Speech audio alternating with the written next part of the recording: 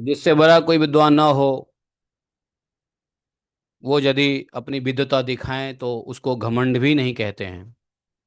लेकिन लोगों को लग रहा है क्योंकि वो माया के वश में है। तो बोले, जय जय द्विज कुल दीप गौड़ चंद्र, जय जय भक्त गोष्ठी हृदय आनंद, जय जय द्वारपाल गोविंदेरनाथ, जीव प्रति कर प्रभु शुभ दृष्टिपात, जय अध्यापक शिरोरत्न विप्राज, जय जय चैतन्य भगत समाज। सबको जय जय किया है। बोले कि हे द्विज कुल द्वीप श्री गौड़चंद्र, आपकी जय हो, जय हो। भक्त गोष्ठी के हृदय के आनंददाता, आपकी जय हो, जय हो। प्रभु के पास विमुख दीन जीवों के प्रति करुणा दृष्टि निक्षेप निमित्त ग्रंथकार की प्रार्थना। ऐसा होता है क्या कि बोले गोविंद नाथ के द्वारपाल गोविंद के नाथ, आपकी जय हो, जय हो, जय हो। आप जीवों के प्रति क्या करते हैं? कर शुभ दृष्टिपात। आप जीवों के प्रति कृपा दृष्टि कीजिए। अध्यापक शिरोमणि चेतन महाप्रभु कह रहे हैं, टीचर पढ़ाते हैं ना, तो बोले अध्यापक शिरोमणि, आपकी जय हो। आपके भक्त समाज की जय हो, जय हो। जय जय चैतन्य भक्त भगत भकत समाज, हे नमोते विद्या रसे श्री वैकुंठनाथ, वैसे न सवार कौड़िय विद्या गर्भपात। इस प्रकार श्री वैकुंठनाथ सब लोगों के विद्या गर्भ का नाश करके विद्या रस में विराजमान रहते थे। यद्यपि नवद्वीप के पंडित समाज, नवद्वीप के जो विद्वान पंडित लोग थे, अलग अलग शास्त्रों के बहुत सारे विद्वान अध्यापक थे वहां पे। बहुत ही कोटि अर्बुद अध्यापक थे, जो भट्टाचार्य, चक्रवर्ती, मिश्रा अथवा आचार्य इत्यादि उनका टाइटल हुआ करता था। और उन लोगों को पढ़ाने के अलावा और कोई काम था ही नहीं। यद्यपि सभी स्वतंत्र मत प्रकाश करने वाले थे, सभी विजय की इच्छा रखते थे, और शास्त्र विचार होने पर वे ब्रह्मा तक को भी नहीं सहते थे।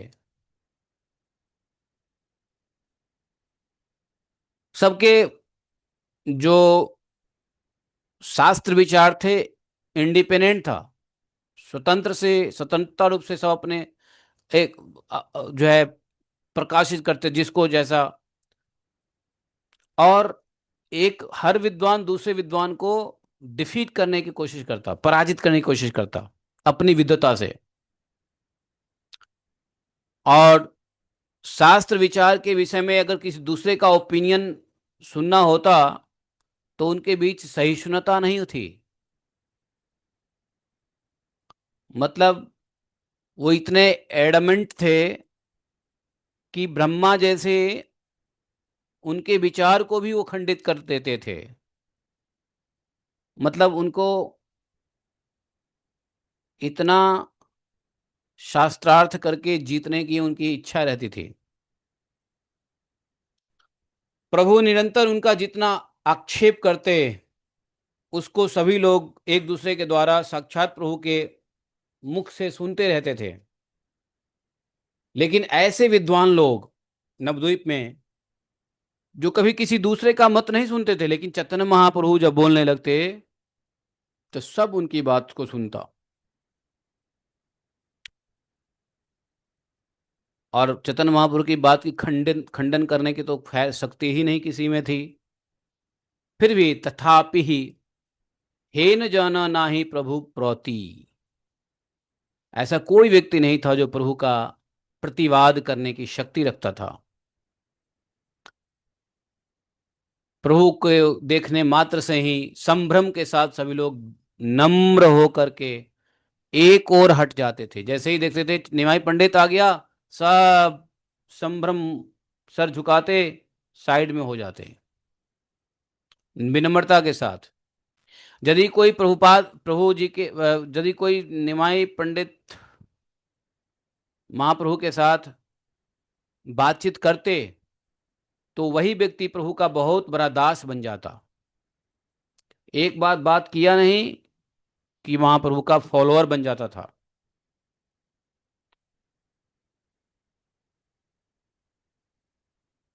चैतन्य महाप्रभु की पांडित्यमयी बुद्धि के प्रभाव को इनके शिशु काल से ही सब जानते थे कि बचपन से ही इनकी बुद्धि बड़ा पंडित्य,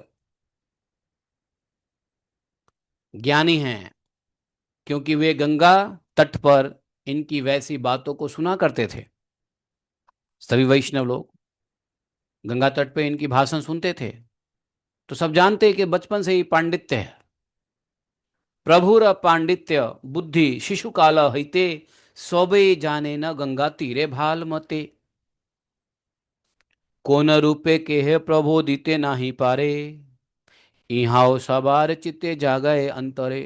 सर्व शास्त्रार्थ करके कोई भी किसी प्रकार से प्रभु को सदुत्तर प्रदान नहीं कर सकता था। यह सभी के हृदय में जागृत रहते थे। प्रभु जो बोलते हृदयग्राही था, सबके हृदय में रोचता, और महाप्रभु को देख करके सबको स्वाभाविक भय भी लगता था। इसलिए उनके दर्शन करते ही सब लोग वशीभूत भी हो जाया करते थे। ऐसा भी जादुई दर्शन होता था। फिर भी महाप्रभु की माया की ऐसी बड़ाई है कि उनमें से किसी की भी ऐसी शक्ति नहीं थी जो महाप्रभु को पहचान ले। यदि महाप्रभु अपने को नहीं बताएं कि हम कौन है, तो उन्हें कोई भी नहीं जान सकता। जब तक अच्छा महाप्रभु बता भी दें कि मैं ईश्वर हूं, तब भी नहीं कोई जान सकता था। क्यों? महाप्रभु बता तो रहे हैं, लेकिन महाप्रभु की इच्छा नहीं है कि यह जाने। तो महाप्रभु बता रहे हैं, लेकिन बताने के बावजूद भी नवद्वीप के लोग समझ नहीं पा रहे हैं, विश्वास नहीं कर पा रहे हैं, क्योंकि अभी भगवान की इच्छा ही नहीं है कि ये लोग समझे। जब भगवान की इच्छा के बिना भगवान भी आके कुछ उपदेश देंगे ना, तो भी नहीं समझ में आएगा। क्योंकि भगवान की जो योग माया है वो सबको ढक रखा है। योग माया का प्रभाव ऐसा है कि भगवान ही बोल रहे हैं, लेकिन कोई नहीं समझ सकता है। भगवान कह रहे हैं कि मैं ईश्वर हूं, जगत का ईश्वर हूं, इसलिए मेरा नाम विश्वंभर पड़ा है। मैं ही ईश्वर हूं, मैं ही वह गोप बालक हूं। कई बार भगवान ने कहा है, लेकिन किसी ने नहीं समझा। कारण क्या? कारण यह कि भगवान नहीं चाहते, और जो भगवान नहीं चाहते तो योग माया भी कैसे पर्दा हटा देगी। तो इसलिए किसी में कोई शक्ति ही नहीं थी। बूझी बूझी वारे पारे न पारे ताने हेन न जाए, हेन जौन जाए, किसी को समझ में नहीं आता था। तहो यदि न करे न आप न विदित, जब तक भगवान अपनी इच्छा से विदित नहीं करेंगे, कौन जान सकता है। यद्यपि प्रभु आप सब प्रकार से सभी पर नित्य सुप्रसन्न थे, तब भी भगवान की माया से सब विमोहित रहते थे। हेन मोते सवारे मोहिया गौरचंद्र, विद्यारसे नवद्वीपे करे प्रभु रंग। इस प्रकार से भगवान चैतन्य महाप्रभु अपनी माया से विमोहित करके नवद्वीप में विद्या रस का आनंद ले रहे थे। उसी समय एक महादिग्विजयी परम अहंकार युक्त व्यक्ति वहां आया। जानते हो कौन से अहंकार युक्त व्यक्ति है? आपको पता ही है नहीं? वह जो महादिग्विजयी था, वो एक्चुअली कोई साधारण नहीं था। वो पंडित था, लेकिन वो सरस्वती मंत्र का उपासक था। तो जो सरस्वती मंत्र का उपासक होता है, तो भैया विद्या तो, सरस्वती तो उनके जीवा पे ही नाचती रहती है। तो सरस्वती मंत्र के उपासक होने की वजह से वो महादिग्विजयी था। पूरे भारतवर्ष में दिग्विजय करके नवद्वीप के बारे में जाना, तो वो नवद्वीप आ गया।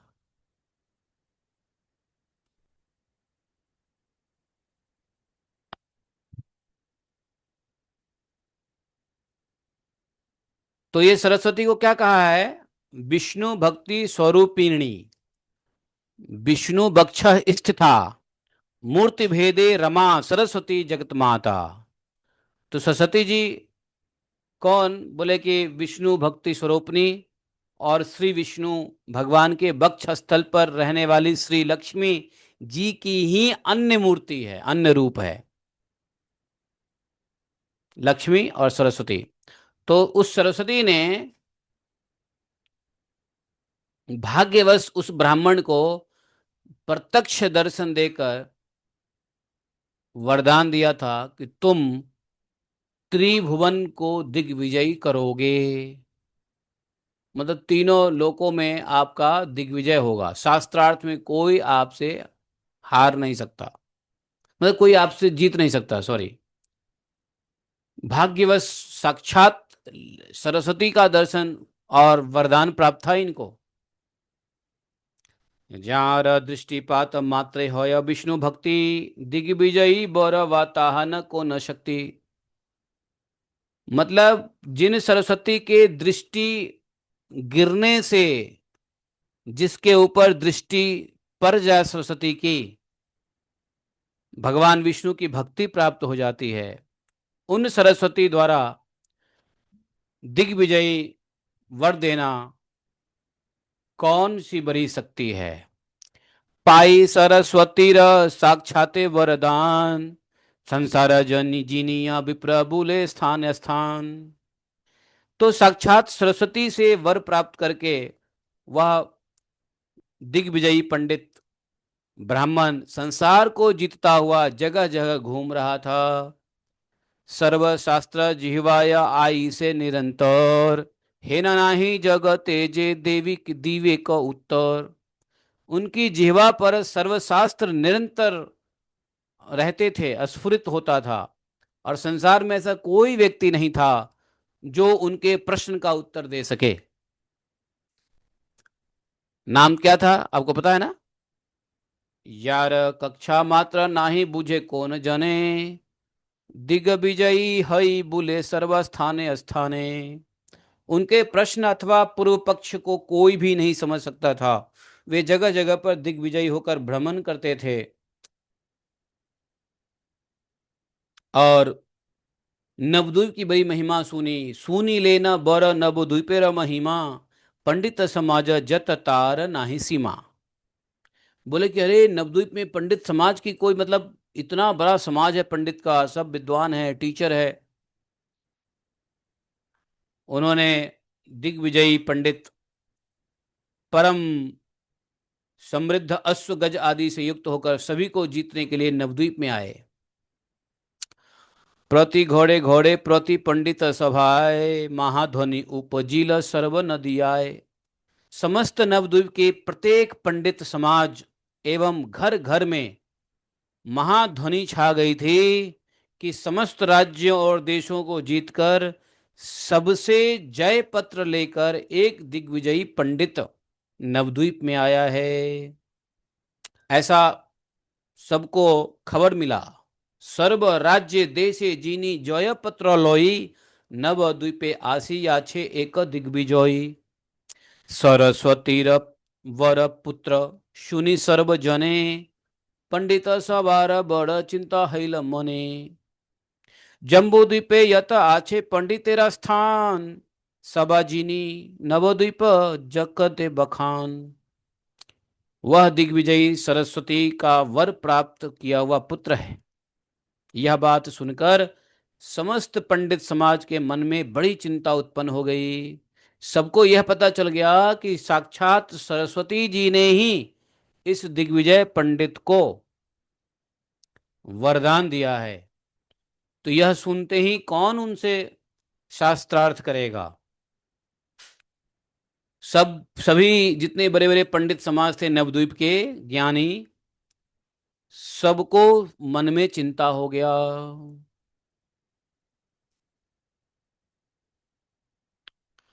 अब ये चिंता हो गया कि बताओ, जिस जम्बू द्वीप में पंडितों के जितने स्थान है, उसमें नवद्वीप सबसे प्रसिद्ध है संसार में। और ऐसे नवद्वीप को जीत करके ये दिग्विजयी पंडित चला जाएगा। यह तो सुनकर संसार में इसकी, नवद्वीप की प्रतिष्ठा चली जाएगी, है नवद्वीप मंडल की इज्जत चली जाएगी। स्वयं सरस्वती ने जिसको वर दिया है, उसके साथ भैया वाद विवाद करने की शक्ति किसमें है? किसकी जिह्वा पर स्वयं सरस्वती वक्ता है? क्या उसके साथ कभी कोई व्यक्ति विवाद कर सकता है? जिसके जिह्वा पे स्वयं सरस्वती विराजमान हो, उससे कोई डिस्कशन कर सकता है? नहीं कर सकता है। सहस्त्र सहस्त्र महा महा भट्टाचार्य, हजारों हजार भट्टाचार्य आ जाए, सो भाई चिंता न मोने छारी सर्व कार्य। सबका, जितने भी हजारों हजार महा महा भट्टाचार्य हैं, सब के सब अपने कार्य को छोड़कर दिन रात इसी चिंता में लगे रहे कि नवद्वीप की इज्जत कैसे बचेगी। नवद्वीप, जम्बू द्वीप में नवद्वीप सबसे विद्वान में फेमस है, यहाँ का पंडित। और आज ये दिग्विजयी पंडित क्या करेगा? यहां से भी विजय पत्र ले जाएगा, बेइज्जती हो जाएगी। इसलिए चारों ओर यही कोलाहल हो रहा था कि अब पता लगेगा किसमें कितना विद्या बल है। ये सब वृत्तांत एत पड़ुयार गणे, कहिले न निज गुरु गौरांगेर स्थाने। एक दिग्विजयी सरस्वती बस करी, सर्वत्र जिनिया बोले जय पत्र धरी। हस्ती घोरा दोला लोक अनेक संहति, संप्रति आसिया हिला नवद्वीपे स्थिति। नवद्वीपे आप नारा प्रतिद्वंदी चाय, नहे जय पत्र मांगे सकल सभाए। अब यह सब बात लोग कर ही रहे थे, तो चैतन्य महाप्रभु के कानों में यह बात पड़ा। चैतन्य महाप्रभु तक ये बात पहुंची कि एक दिग्विजयी पंडित आया है शास्त्रार्थ में दिग्विजय करने के लिए। और चैतन्य महाप्रभु तो स्वयं महापंडित हैं, परम पंडित है, परा पंडित है। और चैतन्य महाप्रभु शास्त्रार्थ में बहुत रुचि भी लेते थे। चैतन्य महाप्रभु ने जब सुना, प्रसन्न हुए और अपने शिष्यों को चैतन्य महाप्रभु हंसते हुए बोले, सुनी शिष्य गौनेर बचन गौरमणि, हासिया को हिले लागी लेना तत्ववाणी। अपनी तत्वमयी वाणी से चैतन्य महाप्रभु ने कहा अपने शिष्य गणों से, सुन भाई सब एक यही कही तत्व कथा, अहंकार ना सोहे न ईश्वर सर्वथा। भाइयों सुनो, मैं यह तत्व की बात कहता हूं कि ईश्वर अहंकार को कभी नहीं सहन करता है। जो आदमी जिस जिस गुण में पागल होकर अहंकार करता है, ईश्वर अवश्य ही उसके अहंकार को नाश करता है। भगवान चैतन्य महाप्रभु ने कहा, समझे? तो फिर फलवंत वृक्ष आर गुणवंत जन, नम्रता से ताहर स्वभाव अनुक्षण। फल वाले पेड़ और गुण वाले मनुष्य सदा विनम्र स्वभाव का होता है।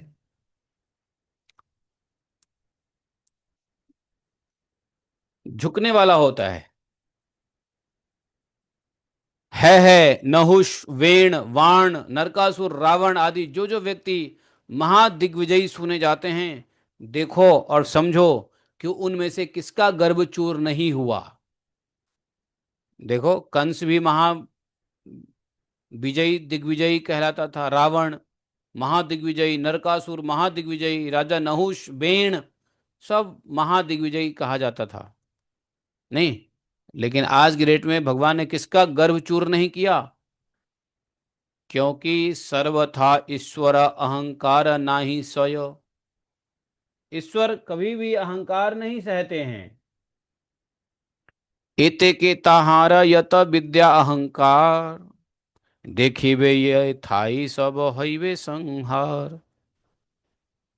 इसलिए तुम देखना, उस दिग्विजयी का जितना विद्या अहंकार है वह सब यहाँ पर नष्ट हो जाएगा।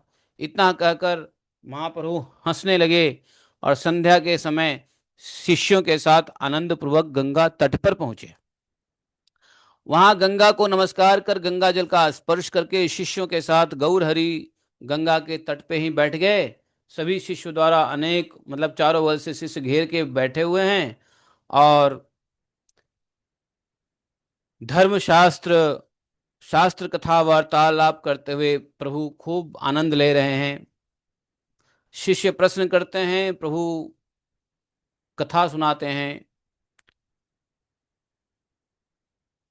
चैतन्य महाप्रभु किसी को कुछ नहीं बोले, अपने मन में विचार किया कि मैं दिग्विजयी पंडित को किस प्रकार से जीतूं।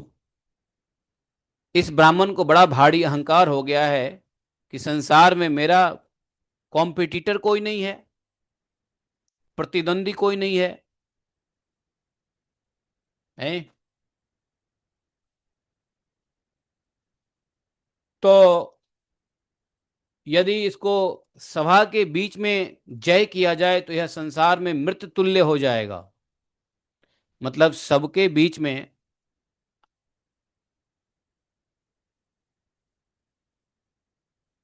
और सब इस विप्र का अनादर करेंगे और इसका सर्वस्व लूट लेंगे। यह ब्राह्मण तो शोक से मर जाएगा यदि आम सभा में यदि इनको पराजित कर दिया जाए तो। ऐसा चैतन्य महाप्रभु करना नहीं चाहते हैं। चैतन्य महाप्रभु तो भगवान है। भगवान क्या करते हैं कि अहंकारी का अहंकार भी नाश करते हैं और उसको जिंदा भी छोड़ देते हैं। इस प्रकार से अहंकार नाश नहीं करते कि वो उसका सब कुछ लुट जाए या वो आत्महत्या ही कर ले। तो इस प्रकार से नंगा नहीं करते हैं, लेकिन अहंकार का नाश भी करते हैं। तो ये सोच रहे हैं कि मैं अगर पब्लिक में इसको हरा दूंगा तो संसार में ये मृत तुल्य हो जाएगा। अभी पूरे भारत से जो विजय पत्र लेके आया है और यहाँ हार जाएगा मुझ जैसे बालक से, तो इसका तो ऐसी तोहनी होगी कि ये तो सुन के ही मर जाएगा। लोग इसका तो मजाक उड़ाएंगे। और ब्राह्मण भी है, ब्राह्मण को दुखी भी नहीं करनी है और अहंकार का भी नाश करना है। ये बड़ा दिक्कत है कि ब्राह्मण को दुखी भी नहीं करना है और अहंकार का भी नाश करना है। दुख न पाइबे विप्र गर्व हैव क्षय, बीरले से काड़ीवांग दिग्विजयी जय। এই মত ईश्वर चिंतिते से क्षणे, दिग्विजयी निशाय आइला से ही स्थाने। महाप्रभु को चिंता कर इस बात की नहीं थी कि मैं कैसे हराऊंगा, कौन सी सब्जेक्ट पूछूंगा, कौन सी बात पूछूंगा। नहीं, इस बात की चिंता नहीं थी। महाप्रभु तो सिर्फ इस बात की चिंता कर रहे थे कि इसको कैसे लोगों के सामने इसको अहंकार भी नाश किया जाए और इसकी इज्जत भी बनी रहे। ऐसा सोच विचार कर ही रहे थे चैतन्य महाप्रभु निमाय पंडित। उसी समय रात्रि की आगमन वेला अर्थात संध्या में दिग्विजय भी वहां पहुंचा। परम निर्मल पूर्णिमा की रात्रि थी। गंगा की क्या अद्भुत शोभा। शिष्य लोग गंगा के तट पर ही बैठे थे। तो पूर्णिमा की रात्रि चंद्रमा की रोशनी के अंदर में गौर सुंदर अपने शिष्यों के साथ बड़ी शोभा हो रहा है। और चैतन्य महाप्रभु बैठे हुए कैसे हैं? योग पट्ट छांदे वस्त्र कौरिया बंधन, बाम उरु माझे थुई दक्षिण चरण। दाया सर चरण जो है, महाप्रभु का जो दाया चरण है वो बाएं जंघा पे रख करके प्रभु जी बैठे हुए हैं। योगपट की रीति से। और चैतन्य महाप्रभु शास्त्र की व्याख्या करने में लगे हुए हैं। मंडित का खंडित और खंडित का मंडित प्रमाणित कर रहे हैं। चारों ओर सभी शिष्यगण अनेक मंडलियों में बैठे हुए सुशोभित हो रहे हैं। ऐसी अपूर्व दिव्यता, अपूर्व देखिला दिग्विजयी सुविस्मौत, ऐसा नजारा देख करके वहां पहुंचा कौन? दिग्विजय पंडित। उसको देख के बड़ा आश्चर्य हुआ। वहां उसके मन में विचार आया कि हो सकता है कि यही निमाई पंडित है, क्योंकि निमाई पंडित के बारे में उसने सुन रखा था। वो ढूंढता ही था कि कहाँ निमाई पंडित से मुलाकात होगी, और यहाँ देखा कि, और सोचा कि यही निमाई पंडित होंगे। अलक्षिते सेय्य स्थाने थाकिया दिग्विजयी, प्रभुर सौंदर्य चाहे एक दृष्टि होई। दिग्विजयी अलक्षित रूप से उसी स्थान पर स्थित होकर टकटकी लगाकर प्रभु के सौंदर्य को देख रहे थे। शिष्य स्थाने जिज्ञासिला की नाम इहान, शिष्य बोले निमाई पंडित ख्याति ज्ञान। उन्होंने शिष्य से पूछा, महाप्रभु के शिष्यों से पूछा, या अपने शिष्य से पूछा होगा, नहीं, महाप्रभु के शिष्य से पूछा कि इनका नाम क्या है। तो महाप्रभु के शिष्यों ने कहा, यह निमाई पंडित के नाम से विख्यात हैं, यही है निमाई पंडित। तब वे ब्राह्मण गंगा को नमस्कार करके ईश्वर की सभा में आ गए। प्रभु ने मंद मुस्कुराते हुए उनकी ओर देखा और अति आदरपूर्वक बैठने को कहा। एक तो वे परम निशंक और दूसरे दिग्विजयी। तब भी प्रभु को देखकर उन्हें भय हो रहा था। दिग्विजयी पंडित महाप्रभु को देख के भय खा रहा था। ईश्वर ईश्वर स्वभाव शक्ति यही मत है, देखिते ही प्राणताएं साध्व सज्जनमय। ईश्वर स्वभाव की शक्ति ऐसी होती है कि दर्शन करते ही दर्शक को भय लगने लगता है, यदि उसके मन में है तो। सात पांच कथा प्रभु कहीं विप्र संगे। प्रभु ने उन ब्राह्मण पंडित से पांच सात बातें करने के बाद कौतुक पूर्वक कुछ पूछना आरंभ किया। प्रभु पूछे, तोमार क वित्वर नाही सीमा, हेन नाही जहां तुम्ही ना कर वर्णन। गंगार महिमा किछु करह पाठ पठन, सुनिया सवार हऊ का पाप विमोचन। महाप्रभु बोले कि आपकी कवित्व शक्ति की कोई सीमा नहीं है। ऐसा कोई विषय नहीं है जिसको आप वर्णन न कर सकते हो। इसलिए आज आप गंगा की कुछ महिमा पाठ कीजिए, जिससे सुनकर सबके पापों का विमोचन हो जाए। सुनी से दिग्विजयी प्रभु वचन, से क्षणे करिबारे लागिला वर्णन। दिग्विजय ने प्रभु के वचन सुनकर के उसी क्षण वर्णन करना आरंभ कर दिया। उसके जीवा पे सरस्वती तो बैठी थी। फटाफट फटाफट 100 श्लोक में गंगा जी के स्तुति करने लगा। द्रुत जे लागिला विप्र करिते वर्णना, कत रूपे बोले तार के कौरी वे सीमा। वे विप्र ऐसी तीव्र गति से, इतने प्रकार से गंगा की महिमा का वर्णन करने लगे कि उसकी सीमा ही नहीं रही। सब आश्चर्यचकित हो गए। उनकी कविता का पाठ इस प्रकार गंभीर से हो रहा था कि मानो कितने ही मेघ गर्जन करते हुए सुनाई दे रहा हो। जिनके जीवा पर स्वयं सरस्वती बैठी थी, वे जो कुछ भी वर्णन करते वही अत्यंत प्रमाणिक हो जाता था। मनुष्य में क्या शक्ति है कि उनके कवित्व में दोष निकाल सके। यही नहीं, ऐसा विद्वान भी कोई नहीं था उस समय जो उसको समझ भी सके। ऐसी भाषा, ऐसी जटिल संस्कृत भाषा में दिग्विजयी पंडित गंगा जी की महिमा को गाने लगे, है ना।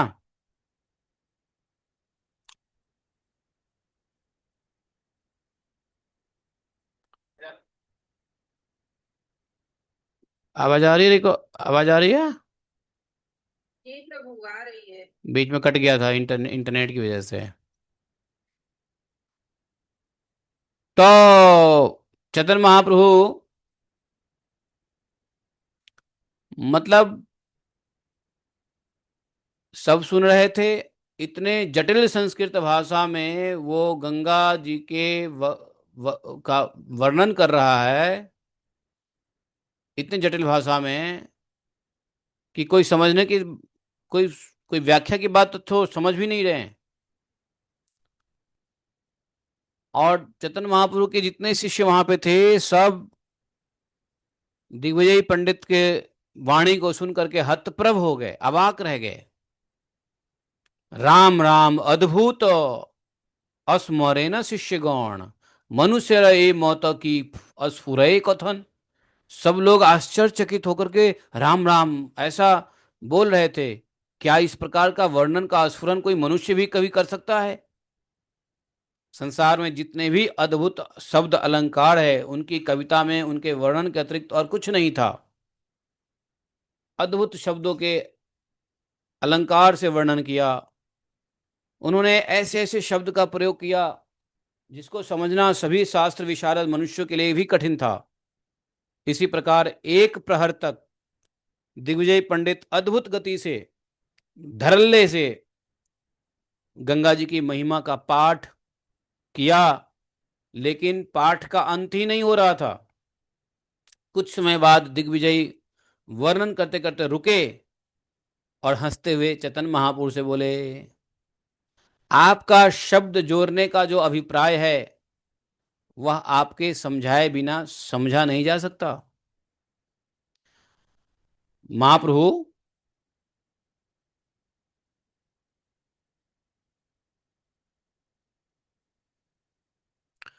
महाप्रभु ने कहा कि आपका शब्द जोड़ने का जो अभिप्राय है, आपने जो ये वर्णन किया है, संस्कृत के शब्दों को जोड़ा है, वह आपके समझाए बिना समझा नहीं जा सकता। इसलिए आप उनकी कुछ व्याख्या कीजिए। आप जिस शब्द का जो अर्थ बताते हैं वह अति प्रमाणित है। तो चैतन्य महाप्रभु बड़े टैक्टफुली बात कर रहे हैं। उन्होंने ये नहीं कहा कि हाँ हम आपकी बात को समझ गए। उन्होंने कहा कि भैया आपकी बात आप ही समझाओ। जब महाप्रभु के मुख से ऐसा रिक्वेस्ट सुना, मनोहर वाक्य सुना, तो अपने ही बनाए हुए बोले हुए संस्कृत श्लोक की व्याख्या करने लगा। व्याख्या करिले मात्र प्रभु से क्षणे, दूषिले न आदि मध्य अंत्य जिन तीन थाने। तो व्याख्या जब करना शुरू किया,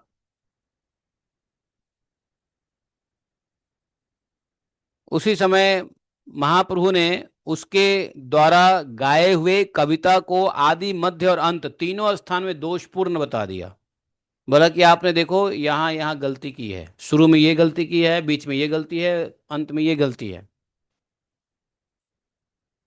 चैतन्य महाप्रभु ने कहा कि इन शब्द अलंकारों को शास्त्र के अनुसार शुद्ध कहना बड़ा कठिन है। आपको, आपने इनको जिस अभिप्राय से जोड़ा है उसे कहिए, हम सुनना चाहते हैं।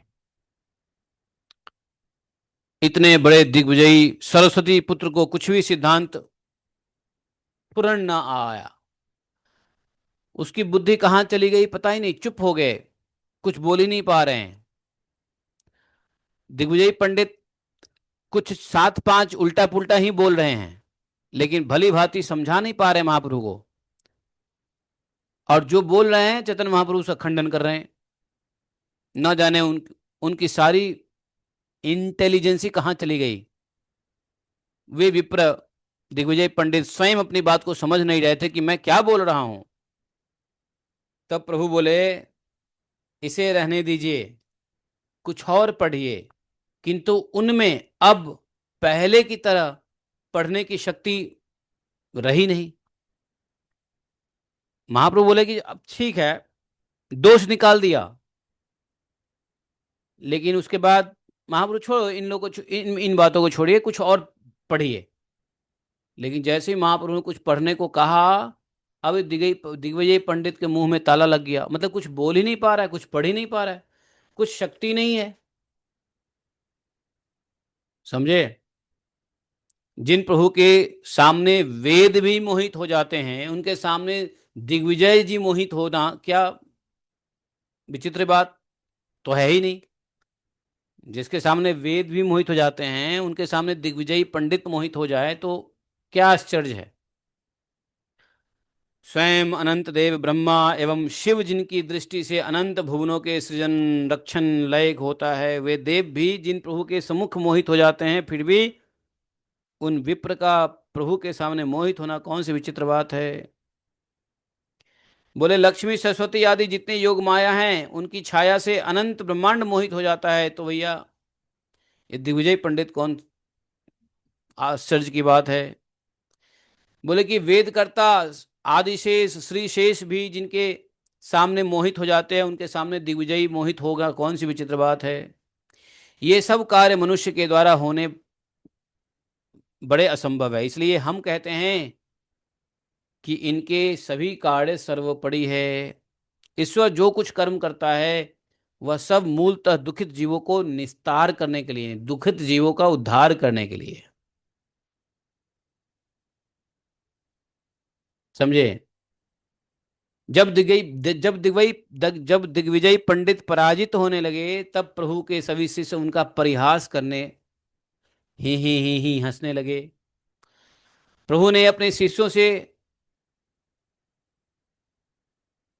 डांट दिया, ऐसी व्यवहार मत करो। और दिग्विजय को पंडित जी ने चैतन्य निताई निताई निमाई पंडित महाप्रभु ने दिग्विजय को बड़े मधुर वाणी से कहा, अब अब आज आप अपने निवास स्थान को जाइए, कल आपके साथ फिर विचार होगा। आप थक गए हो और रात्रि भी बहुत बीत गई है, इसलिए अब आप जाकर सो जाइए। प्रभु का ऐसा ही कोमल व्यवहार है कि जिसको जीतते हैं वह भी दुख नहीं पाता। नवद्वीप में जितने भी अध्यापक थे, प्रभु उन सबको जीतने के पश्चात उन सबका ही संतोष विधान कर दिया करते थे। महाप्रभु के पास साथ एक बहुत अच्छी बात यह थी कि वो जिसको पराजित करते थे शास्त्र में, पराजित के बाद वह दुख महसूस नहीं करे, इसलिए उसका वर्णन भी कर देते थे ताकि हारने वाला दुखी ना रहे। क्योंकि उसके वाणी को खंडन खंडन करते थे चैतन्य महाप्रभु, और बाद में जब वो दुखी हो जाता तो महाप्रभु बोल भी देते थे, एक तरीके से आप सही थे, एक तरीके से आप सही बोल रहे थे, आप यदि यह बोलना चाहते हैं तो यह वाक्य आपका सही था, लेकिन श्रेष्ठ वाक्य उन्होंने पहले बता दिया।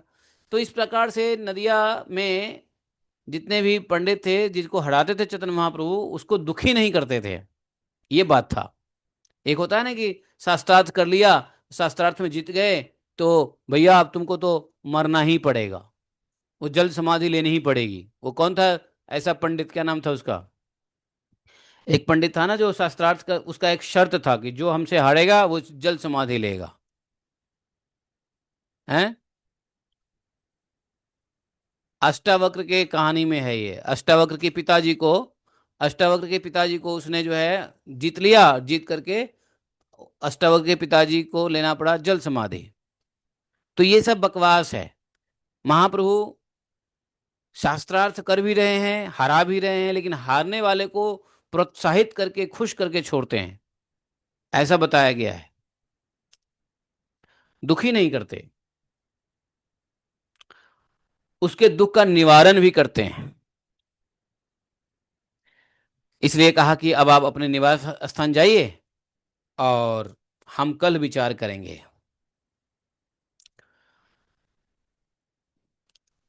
एक काम कीजिए, और ये भी कहा महाप्रभु ने कि आज आप घर में बैठ करके कुछ पुस्तक लेकर विचार कीजिएगा, कल आकर मैं आपसे कुछ पूछूं उसका उत्तर दीजिएगा।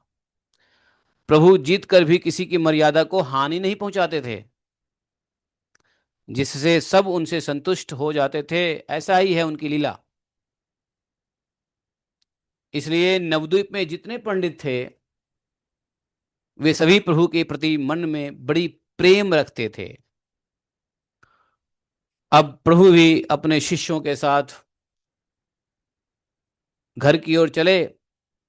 दिग्विजयी तो मन ही मन लज्जित हो ही चुका था, लेकिन दिग्विजय सोचने लगा, मन में दुखी होने लगा कि मुझे तो सरस्वती जी का आशीर्वाद है, मुझे साक्षात सरस्वती जी ने वरदान दिया है। न्याय सांख्य पातंजल मीमांसा दर्शन वैशेषिक वेदांते निपुण यत जन। जो व्यक्ति न्याय सांख्य पातंजल मीमांसा वैशेषिक वेदांत और इन सभी दर्शन शास्त्रों में निपुण है। यहाँ पे पातंजल क्यों बोला? पातंजल ने क्या दिया? योग शास्त्र। तो इसलिए पातंजल मतलब योग शास्त्र। न्याय सांख्य योग मीमांसा वैशेषिक वेदांत, ये सारे दर्शन शास्त्र हैं ऑर्थोडॉक्स। उसमें से संसार में किसी को भी ऐसा नहीं देखा जो मुझे जीतने की बात तो दूर, हमसे कोई कंपटीशन करने के लिए खड़ा नहीं होता है। बताओ, शिशु शास्त्र व्याकरण पढ़ाए ब्राह्मण, और ये ब्राह्मण जो शिशु शास्त्र व्याकरण पढ़ाता है, बच्चों को व्याकरण पढ़ाता है, इसने मुझको जीत लिया, यह विधि का विधान है। इस प्रकार से तो सरस्वती का वर भी अन्यथा हुआ, इससे भी मेरे चित्त में बड़ा संशय उत्पन्न हो गया। सरस्वती का वरदान भी झूठा है, ऐसा सोचा। निश्चय ही देवी के प्रति मुझसे कोई अपराध हुआ होगा जिसके कारण मेरी प्रतिभा संकुचित हो गई। मैंने शायद लगता है देवी का कोई अपराध किया है, जो मेरी सारी जो प्रतिभा थी, इंटेलिजेंसी थी, सब खत्म हो गई और हम कुछ बोल नहीं पाए। आज इसका कारण अवश्य समझूंगा। इतना कहकर मंत्र जाप करने के लिए बैठ गए। सोना कौन सोता है, नींद आएगी नहीं। मंत्र जाप करने के लिए बैठ गए। मंत्र जाप करके विप्र दुखी हो रहे थे, और दुखी मन में उनको मंत्र जाप करते करते थोड़ी झपकी आई। तुरंत सपन में जो है ना सरस्वती आ गई और बोली, बोलने लगी। क्या बोली? सरस्वती ने कहा, सरस्वती बोले ना सुनह विप्रवर, वेद गोप्य कोही एही तुम्हारा गोचर। ए विप्रवर, सुनो, मैं तुम्हारे सामने यह वेद गोप्य बात कह रहा हूं। किसी के भी सामने यदि तुम इस बात को प्रकाशित करोगे तो निश्चय ही तुम्हारी आयु खत्म हो जाएगी। तुम इस बात को बताना मत किसी को। बोले ठीक है देवी, मैं किसी को नहीं बताऊंगा। बोले कि तुम्हारी पराजय जिससे हुई है आज, वो कोई मनुष्य नहीं है, वह निश्चय ही अनंत ब्रह्मांड के स्वामी हैं। ऐसा।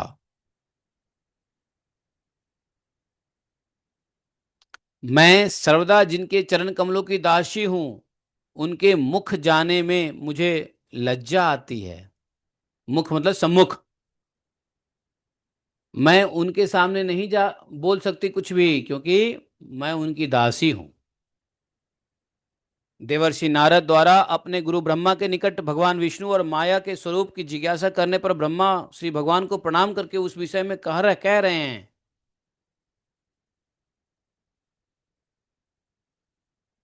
आमी से बोलिए विप्र तोमर जिह्वाय।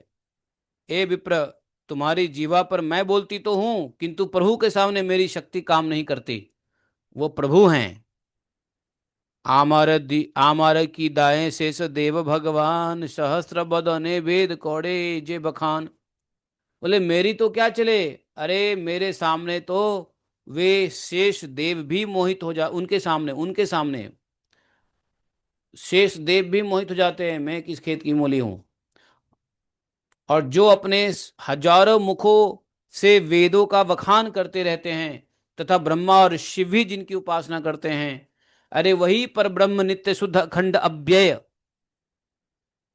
सबके हृदय में विराजमान है। कर्म ज्ञान विद्या शुभ अशुभ आदि जितने दृश्य अदृश्य वस्तुएं हैं, मैं कितनी तुम्हें गिनाऊं। ये सब वस्तुएं जिनमें जिनसे निकलती है, वही प्रभु का तुमने विप्र रूप साक्षात दर्शन किया है। तुम उसी प्रभु का दर्शन किए हो। अरे यही प्रभु ब्रह्मादि पर्यंत तक तुम देखते हो सब दुख सुख भोग रहे हैं, यह सब इनकी आज्ञा से ही हो रहा है। ब्रह्मादि पर्यंत जो दुख सुख भोग रहे हैं वो इन्हीं की आज्ञा से हो रहा है। और तुमने मत्स्य कुर्म आदि अवतार सुने हैं ना, वे सब इन्हीं प्रभु के अवतार हैं और कोई नहीं। इन्हीं प्रभु ने 12 रूप से पृथ्वी का स्थापन किया, और इन्हीं प्रभु ने नृसिंह रूप से प्रहलाद की रक्षा की।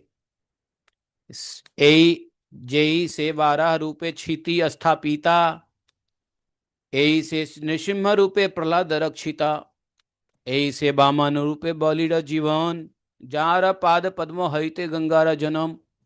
जिनके पद कमल से गंगा की उत्पत्ति हुई है वे प्रभु श्री वामन रूप के बलि, वामन रूप से बलि के जीवन हैं। इन्हीं प्रभु ने अयोध्या में राघव के रूप में अवतीर्ण होकर अपनी शेष लीला और दुष्ट रावण का वध किया। यही वसुदेव नंदन हैं। हैं क्या वेद भी उनके अवतार को जानते हैं? उनके जानने से ही उन्हें जान हैं। जब भगवान जनाएंगे तभी जानता है कोई, और किसी में शक्ति नहीं जानने की। तुमने मेरा जितना मंत्र जप किया है इसका फल तुम्हारे लिए दिग्विजयी पद प्राप्त करना नहीं है। मंत्र जप का फल तो तुम्हें अब प्राप्त हुआ है, जो तुम्हें अनंत ब्रह्मांड नाथ का साक्षात दर्शन मिला है। सरस्वती ने कहा उस पंडित को कि तुमने जितना मेरा सरस्वती का मंत्र जप किया है उसका वास्तविक फल ये नहीं है कि तुम विद्वान हो गए हो, तुम दिग्विजयी हो गए हो। ये वास्तविक फल नहीं है। वास्तविक फल तो अभी मिला है, जो तुमको ब्रह्म का दर्शन हुआ है, साक्षात ब्रह्म का दर्शन हुआ है। इसलिए हे पंडित दिग्विजय, तुम शीघ्र जाओ, उनके चरणों में जाओ और वहां आत्मसमर्पण कर दो। मंत्र का फल यही है, भगवान का दर्शन करना, और वो तुमको मिल गया है।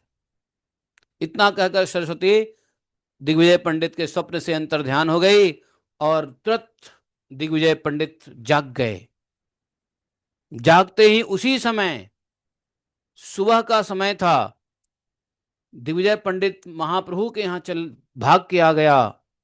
आकर के प्रभु को दंडवत प्रणाम किया और चैतन्य महाप्रभु ने विप्र को उठाकर अपने अंग से लगाया। प्रभु बोले, केन भाई यही का व्यवहार, अरे ऐसा व्यवहार तुम क्यों कर रहे हो?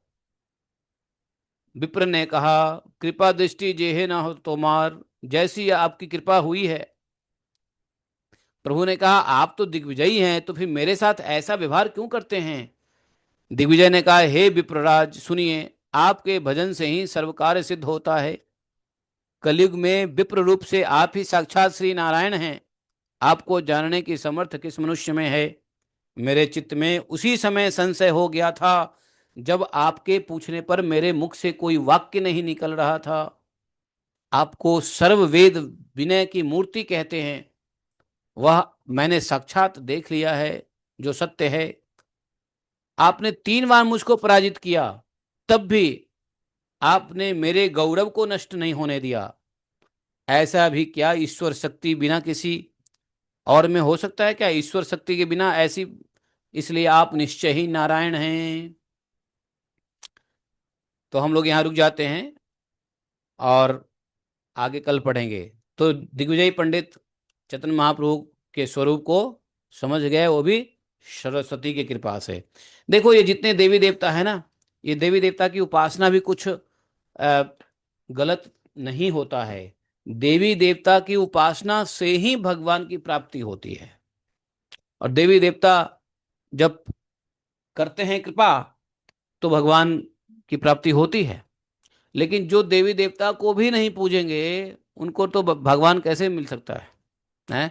या तो कोई भगवान का ही चेला मिल जाए प्रभुपाद की तरह, जो देवी देवता के बारे में जानते भी नहीं है, सीधा सबको कृष्ण भक्ति दे दिया। नहीं तो भारतवर्ष में क्या होता है, लोग देवी देवता के पूजा के प्रति लगे रहते हैं, फिर देवी देवता कृपा करती है तो उनको भगवान से भी मुलाकात हो जाता है, भगवान की भक्ति पे ले आते हैं।